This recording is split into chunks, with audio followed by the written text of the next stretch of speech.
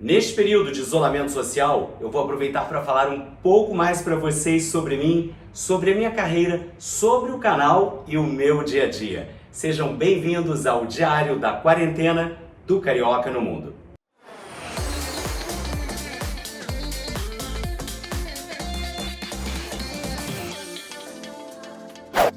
Existe uma certa polêmica em relação à origem da mimosa. Quem será que inventou o drink que ficou tão famoso aqui no canal? Será que foi o Carioca no Mundo? Vamos conferir. A versão mais conhecida sobre a invenção da mimosa é que ela foi criada em 1925 por Frank Meyer, bartender do Hemingway Bar no Hotel Ritz de Paris. Ele foi o primeiro a misturar numa mesma taça meia parte de champanhe com meia parte de suco de laranja. E por causa do tom amarelo do drink, ele passou a chamá-lo de mimosa ou mimosa, como é conhecida na França e em outros países da Europa a flor de acácia amarela. Falando um pouquinho sobre esse lugar histórico onde acredita-se que a mimosa foi inventada, ele chama-se Hemingway em homenagem ao escritor norte-americano Ernest Hemingway, que era um assíduo frequentador do hotel. O bar ainda funciona no Ritz e é um clássico para os amantes da coquetelaria que visitam Paris. Lembrando que você pode ir ao Hemingway mesmo sem estar hospedado no hotel, provar uma mimosa ou outros coquetéis da carta que são assinados por Colin Fields, o atual chefe de bares do hotel e um dos maiores mixologistas do mundo. Dizem que Frank Meyer se inspirou num drink criado em 1921 no Bucks Club de Londres, portanto 4 anos antes da criação da sua mimosa. O drink levava 2/3 de champanhe e 1/3 de suco de laranja e foi batizado como Bucks Fizz pelo bartender Malek McGarry. A título de curiosidade, o Bucks Club ainda funciona no elegante bairro londrino de Mayfair como Members Club, ou seja, apenas para sócios. Portanto, o acesso é bem mais restrito. Analisando as duas versões, aparentemente a primeira, onde Frank Meyer é o pai da mimosa, faz mais sentido, né? Até por ter sido batizada como mimosa por ele no Ritz. Só que quando tudo indica que ela é francesa e não inglesa, surge um dado interessante na história, gerando novamente dúvidas sobre a sua origem. Em 1936, Frank Meyer publicou um livro chamado The Artistry of Mixing Drinks. Na página 20, uma nota diz que as receitas criadas pelo autor trazem uma marcação especial. Reparem que a mimosa não vem com nenhuma marcação, mas o Cold Cure, que está exatamente ao lado, está marcado. E nesse caso, tudo é possível que Frank Meyer de fato não tenha assumido a autoria da mimosa ou até uma falha do editor, que ao invés de marcar a mimosa, marcou o drink ao lado. Mas a verdade mesmo, nós provavelmente nunca saberemos. E a terceira versão, se assim vocês preferirem, é que o Carioca no Mundo foi quem lançou a mimosa, misturando aleatoriamente suco de laranja e champanhe. Um dia mais suco, outro dia mais champanhe e assim vai, porque o importante é a gente brindar e se divertir.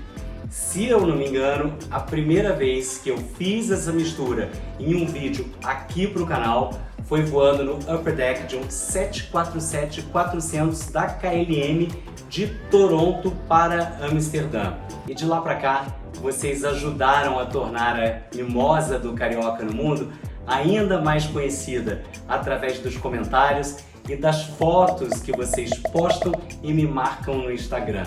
Ela ficou tão famosa que virou até drink na Azul Business.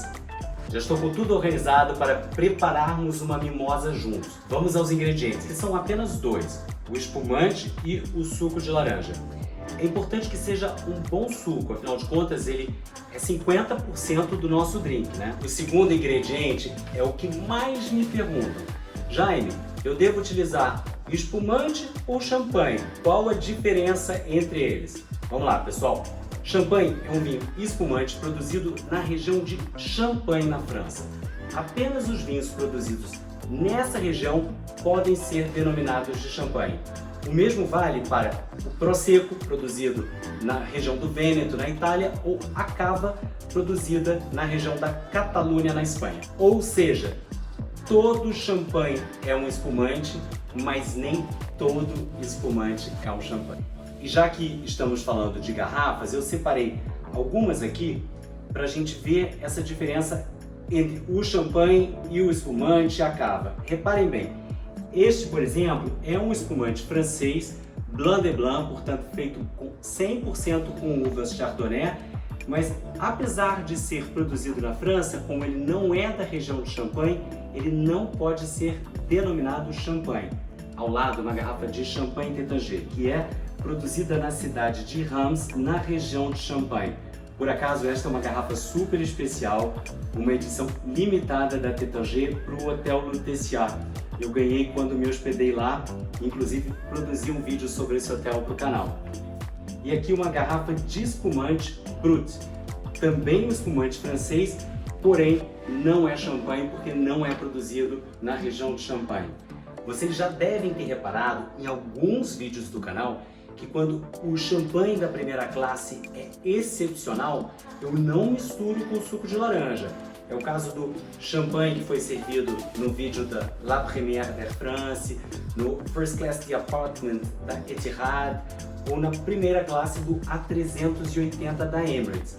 Aqueles são champanhes muito especiais e que não devem ser usados na coquetelaria. Lembrem de guardar as melhores garrafas para tomar numa ocasião especial. Aqui desse lado eu tenho 3 garrafas. Um espumante Luiz Argenta, produzido na Serra Gaúcha, um outro espumante brasileiro super premiado e uma cava Jaume Serra, da região da Catalunha da Espanha. E é com ela que eu vou preparar a nossa mimosa de hoje, afinal de contas, Jaume quer dizer Jaime em catalão. Mas antes da gente começar a preparar a nossa mimosa, vou contar um segredo para vocês. Eu adoro copo, gente, e eu tenho uma coleção de copos em casa. Alguns que eu compro quando estou viajando. Cada copo tem uma história. Essa aqui, por exemplo, eu ganhei da minha mãe. Essa taça é um conjunto de copos que eu tenho que foram da minha avó. Então, ela deve ter mais ou menos uns 100 anos. Eu uso de vez em quando.